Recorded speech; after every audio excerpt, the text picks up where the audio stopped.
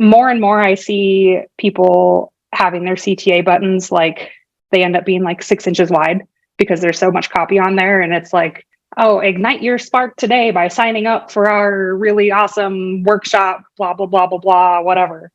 Like that could be a sub headline, but the button really just needs to say join now or subscribe or buy now or I'm in. Like keep it to like 2 to 4 words.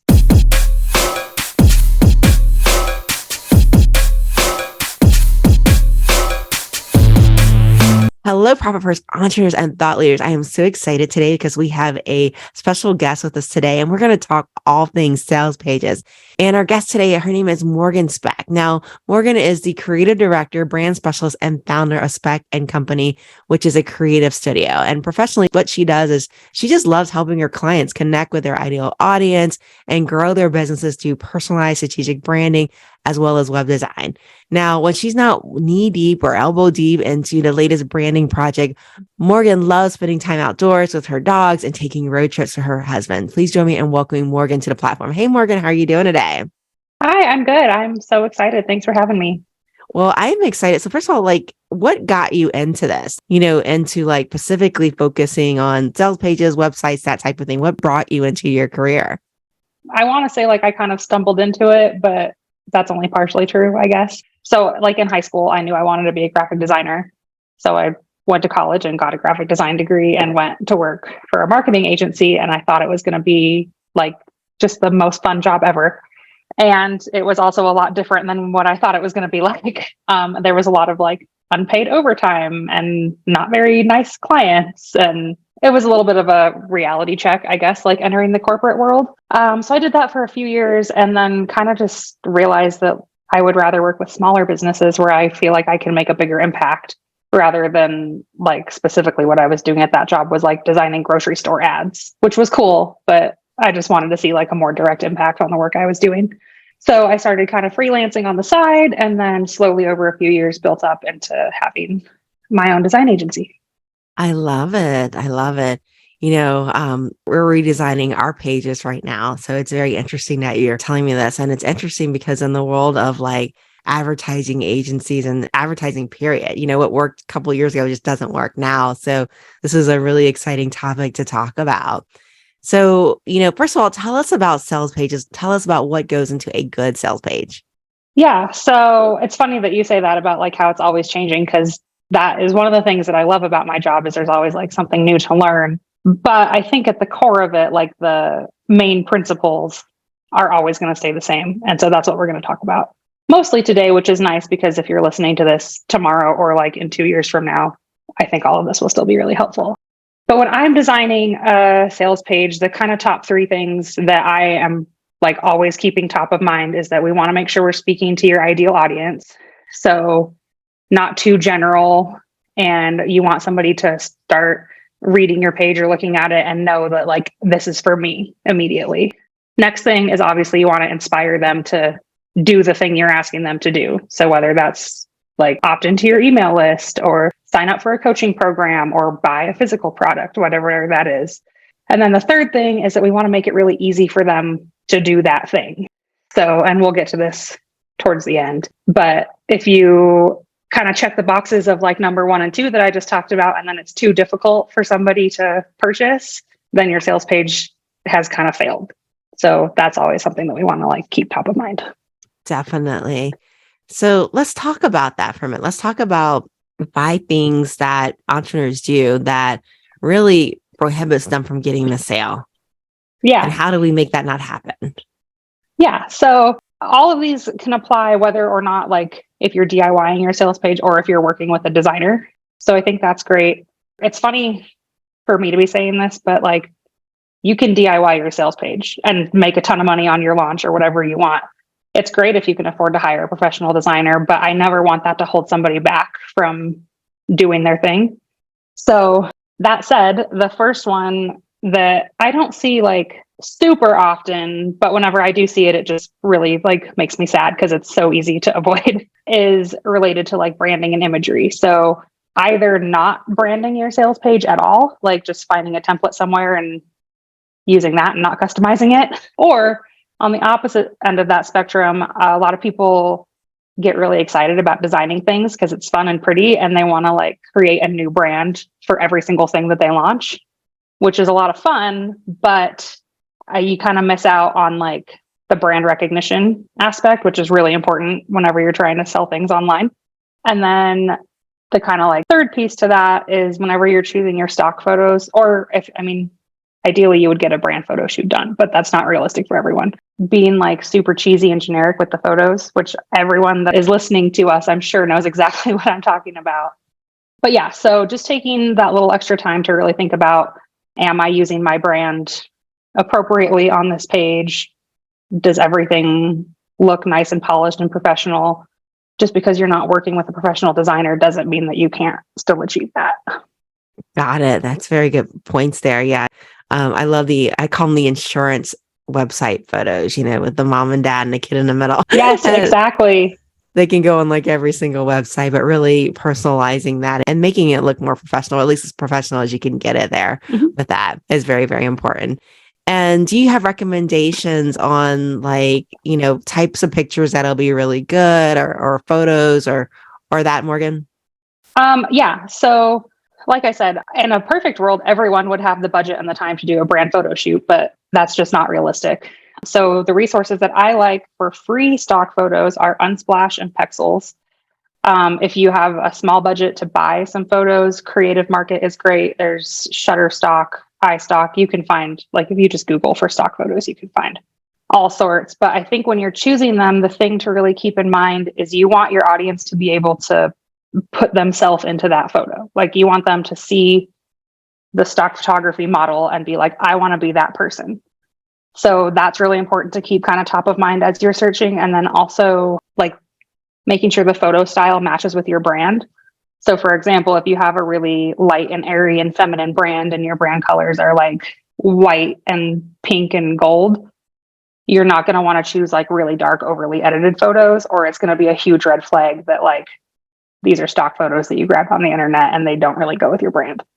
Got it. Very, very good on that. And maybe that's why the insurance guy uses the mom, father, and the child in the middle. That's kind of like swinging them in the air because that doesn't everybody want their kids to be in a good mood like that. Yeah. So talk about what's the next mistake that we make. Yeah. So what we just talked about was like overall look and feel of the page. This next one is more of like the design and layout of the page. And really the biggest like mistake that you can make there is having it be too cluttered and not easily scannable. On average, people only you'll find lots of different figures, but 40 to 60 seconds on a single web page. So you don't have very much time to catch somebody's attention. And if they're having to like work their way through 10 miles of text before they get to the hook, you've probably lost them and they're just going to move on. And then you don't make your sale, and we don't want that. Oh yeah. I've been on web pages. I'm like, I just want to buy now. Where do I buy now? There's no button to buy now. Or can I just call you, please? And there's like no contact. And then there's just the bot, right? And I'm like, I want to buy, but I'm not going to buy from your bot, right? So just making it easy to buy is really, really important with that. What's the next one, Morgan? Yeah. Next one, which is actually kind of touches on what you just talked about, is the calls to action or the buttons on the site. Either they're hard to find, like there's not enough of them on the page, or the like text, like the copy on them is difficult to read, or it's unclear what they want you to do. So first, being difficult to find, I like to include one above the fold. So like the very top of the sales page with your headline. And then every like, I don't know, it depends on the page. I would say every other section is probably good. A lot of people are worried about having too many of them. Don't be. Like, it's okay if, especially on a sales page, like people are going there to purchase something. So they want to be able to find the button, like you said. And then as far as being difficult to read, both visually, which would be like you have a black background and a dark gray button, somebody's not going to be able to easily scan and find that. So we want to use like contrasting colors. So if you have a dark background, use a light colored button. If you have a light colored background, use a dark colored button. But also the language. So more and more I see people having their CTA buttons, like they end up being like 6 inches wide. because there's so much copy on there. And it's like, oh, ignite your spark today by signing up for our really awesome workshop, blah, blah, blah, blah, blah, whatever. Like that could be a sub headline, but the button really just needs to say join now or subscribe or buy now or I'm in. Like keep it to like 2 to 4 words.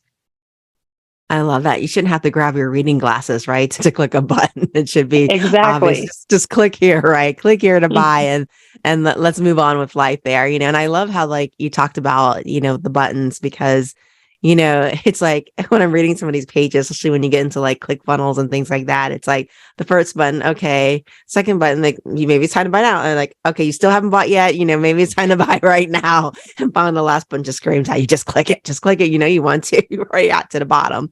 So you're absolutely right. Just making that call to action. And then what else goes wrong, Morgan? So exactly what you were just saying. I'm not going to make a commentary on ClickFunnels, but having too many steps in your funnel for somebody to purchase. So like you said, and like, this is a huge like turn. Like I have not bought things because of this reason. You have your buy now button on your sales page and you click it and then it takes you to another page. And then it's like, well, do you want to add on this thing? And then you click another button and then you go to another page. And then it's like, okay, now put in your shipping information and click the button and then a new page. And now your billing information. And then, oh, are you sure you don't want to add on this thing? People's attention spans are not that long. So what we want to do instead is keep it as simple as possible. I prefer like if somebody can click one time to buy the thing, that's ideal. Most of the time it's probably going to be 2 because they'll have to click and then go to the purchase page and then click again. And we can live with that. Although if you have the option to embed like a purchase form or an opt-in form or whatever it is directly on the page, that's ideal. I love it. And again, just keeping it simple, right? Keeping it simple and giving them what they want, right? And then maybe doing an email to follow up, right, with the sale. Yeah. The next big thing that's happening. And what about the last mistake, number 5? We're like all sitting here anxious, waiting on the tip. Like, what else?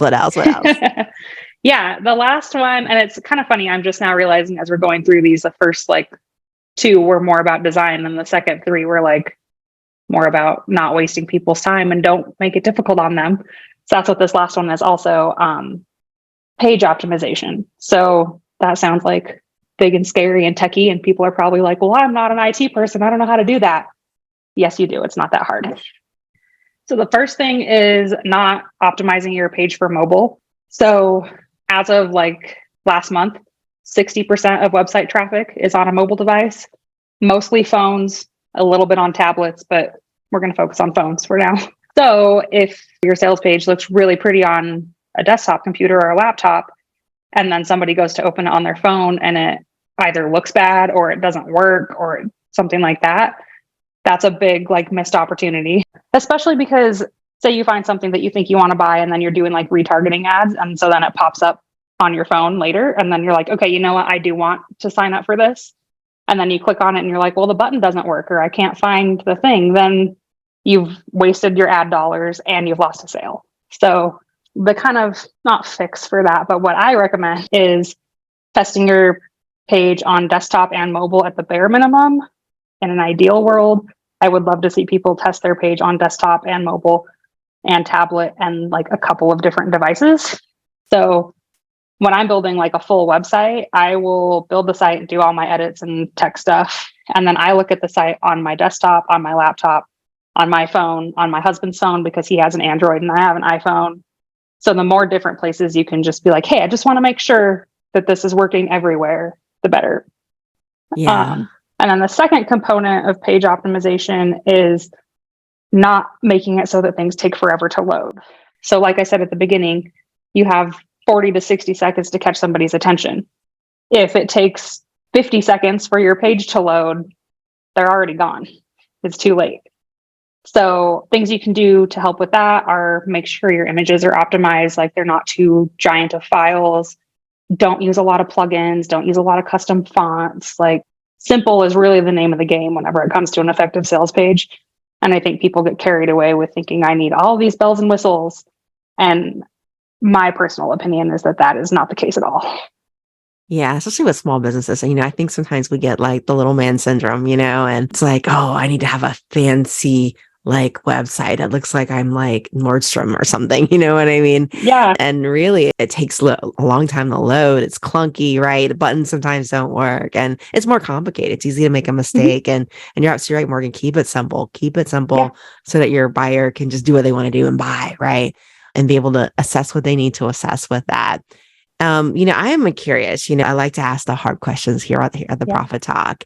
And, a lot of people are using sales pages, in conjunction with ads, right? And, there's this iOS 14.5, right? That came out, I think, 2022. And how is that affecting sales pages?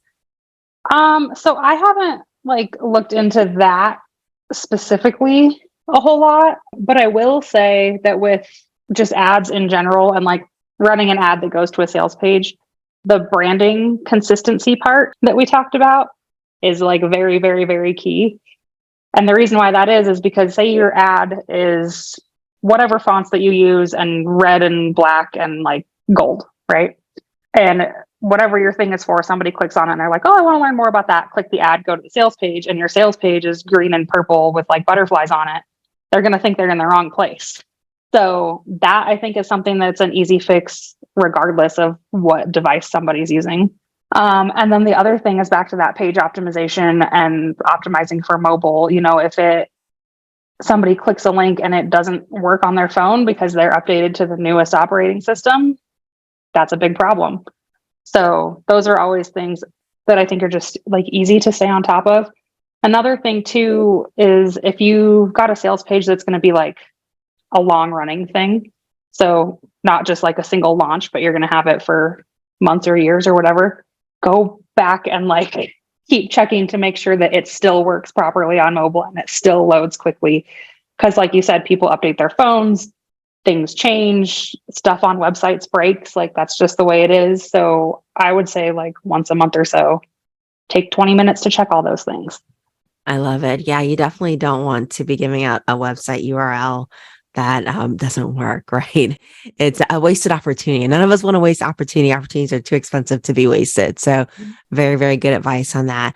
Now, Morgan, as we close out today, one of the things that we like to ask our guests, and it can be business, it can be personal, what advice would you give to our entrepreneurs that are listening today? Well, I think one of the things I said at the beginning was don't let not having the budget to hire a professional, in my case, brand designer, but I would say doesn't matter, like any industry. Don't let that hold you back. Like just do it anyway. Try it out. If it doesn't work, no big deal. And if it does work, then great. You had a successful launch and now you probably do have the money to hire somebody for next time. So that I would think would probably be my biggest one is just do the thing. I love that. Just jump in and do the thing. That's Yep. amazing advice. I was going back through our websites that we've used, different sales pages, and actually like had to break out laughing, like the ones that we were using during the COVID time because, they weren't professionally done. And, they still got leads and they looked horrible. Like I was like, who let that girl out with the hair looking like that? And by the way, that girl was me.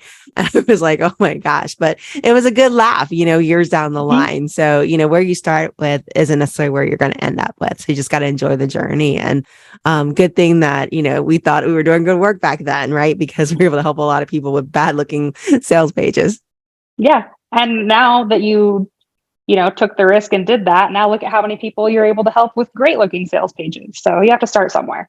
Exactly. Exactly. So, Morgan, how do our listeners and our viewers, how do they contact you? How do they reach you to learn more about sales pages and really optimizing their lead generation? Yeah. So the best place is probably on Instagram. I like to hang out there and chat with people a lot. And if you're looking for more of like a brochure of my past work and services, then I would head to my website. I love it. And what I'm going to do is for you guys that are driving is I'm going to drop Morgan's contact information right there in the show notes. So when you get to a safe place, you'll be able to click on it, review it, and definitely contact Morgan. So Morgan, thank you so much for joining us today and sharing your wealth of knowledge. Yeah. Thanks so much for having me. It was super fun. Thank you.